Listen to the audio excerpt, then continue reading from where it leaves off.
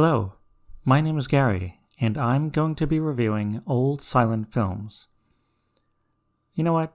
I don't think I really need to say old. I mean, silent films are already old. It's redundant, really. Silent films are a thing of the past, relics if you will. They were made with no synchronized sound and no audible dialogue. Not by choice either. The technology just wasn't there at the start of the century and wouldn't be there until the late 1920s. By the early 1930s, talkies or sound films were all the rage. Wait a minute. You ain't heard nothing yet. Wait a minute, I tell you. You ain't heard nothing. Why watch a silent film when I can watch a sound film? Is a question I'm sure someone somewhere at that point in time was asking him or herself. The bottom line was that silent films just couldn't compete with the miracle of sound, and eventually lost out in the end. I didn't see my first silent film until I was in college, which was in 2004, and ironically before YouTube. So yes, a long time ago. So it's understandable that many people have never seen a silent film before. With the internet though, I'm hoping to change that. There are so many silent films out there that deserve to be watched and analyzed and, well, remembered. My goal is to shine some light on some of the most well-known films, the lesser-known films, and everything in between. With that out of the way, let's begin. A Trip to the Moon, or in French, Le Voyage dans la Lune, is an adventure film from 1902. It is hailed as being the first science fiction genre film. I don't know if I necessarily agree with that, but I'll give my thoughts as to why later. The film was directed by Georges Méliès, one of the early pioneers in cinema and special effects. Having directed a number of silent films, his name will no doubt come up again in future videos, so hopefully I pronounce his name correctly. The scene opens in what appears to be an observatory. The reason I say that is not due to the quality of the film. It's 120 years old. I'm just happy it exists. It doesn't have anything to do with the background either. In fact, all of the backgrounds in this film are quite gorgeous. I just can't get over the fact that a bunch of wizards are talking about going to the moon. I know they're supposed to be astronomers, but what astronomer wears a beard, a robe, and a conical hat? They can even transform their telescopes into stools. And by stool, I mean a backless chair. After the proposal is made, there is some dissent. After all, the trip is extremely dangerous. The president of the Astronomers Club, played by Georges Méliès himself, confronts the one and only naysayer. Wow, what an asshole. Sadly, this won't be the last time we see humanity at its finest. On the rooftops, the astronomers gaze out into the black of night, enjoying the clean air. Or not so clean air. Okay, now going to the moon makes sense. At least it would have if that was the narrative. Up until now, the audience still has no clue as to why the astronomers want to go to the moon. When I first saw the scene, I thought they were going to the moon because Earth was too polluted. That their mission was to maybe see if colonizing the moon was possible, and if there's life on the moon, work out a deal so that both civilizations can live in harmony. That is not what happens. In order to get to the moon, the astronomers will be riding in that bullet-looking space capsule. Why does it look like a bullet, you ask? Well, it has to, in order to fit inside the gigantic gun that's pointing straight at the moon, like a hostage. And there we have liftoff. As they get closer, we see that the moon has a face. Landing sure is going to be a little awkward.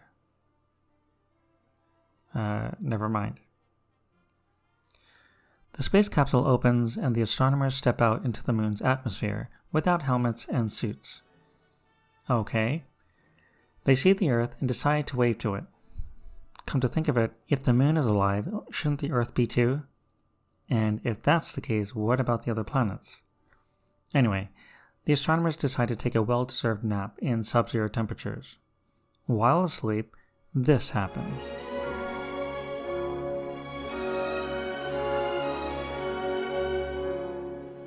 And this.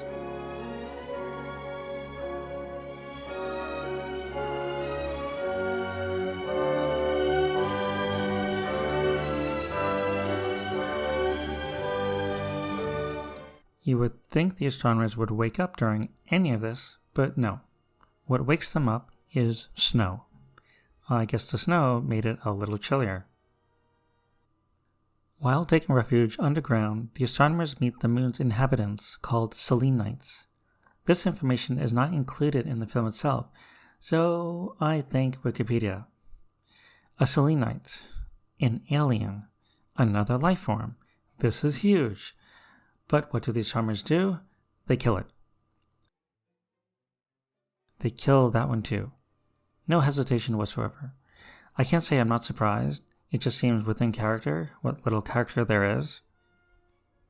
So the astronomers are captured and brought to the leader of the Selenites. Obviously, the Selenites are supposed to be the antagonist, but the astronomers aren't any better. In fact, it was them who threw the first punch. Of course, the astronomers break free and waste little time in taking out their leader.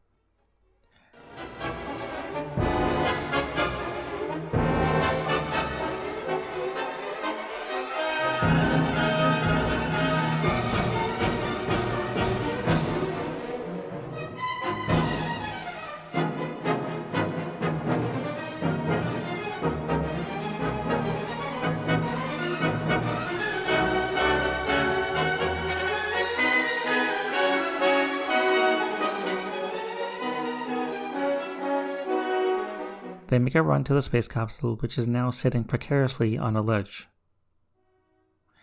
I guess it free falls back down to Earth. A Selenite even manages to hitch a ride. The astronomers make it home safe and sound. They are celebrated for some reason, and even the Selenite joins in on the festivities. The end. What was the point of going to the moon? All they did was kill a bunch of locals and then leave. I'm guessing there's some political commentary somewhere in all of this. More glaring is how they're able to breathe on the moon. Not even a token explanation. As astronomers, it's ridiculous. But if they were wizards, well, it's still ridiculous, but less. This, to me, just doesn't fit the science fiction genre. It's more in line with fantasy. Are there plot holes? Yes. Do they ruin the film? Absolutely not.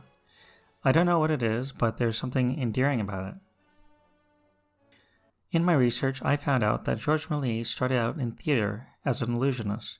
The tricks we see in the film must have been mind-blowing back then. And I think that was the intent, to offer an escape from the real world, to pull you into a fantasy world full of wonders. By today's standards, this would be a short film, but in 1902, it was unusually long and expensive, but it was a critical and international success. Do I recommend a trip to the moon? 100%.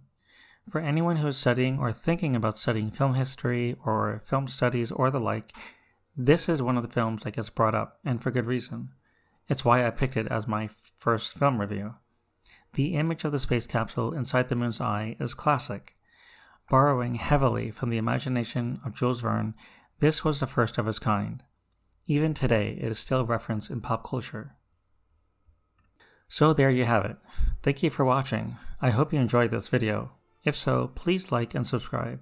Leave a comment too. I'm really just looking forward to sharing my passion and love for silent films with others. And who knows, maybe it'll even be educational. Speaking of which, I have a fun fact for you.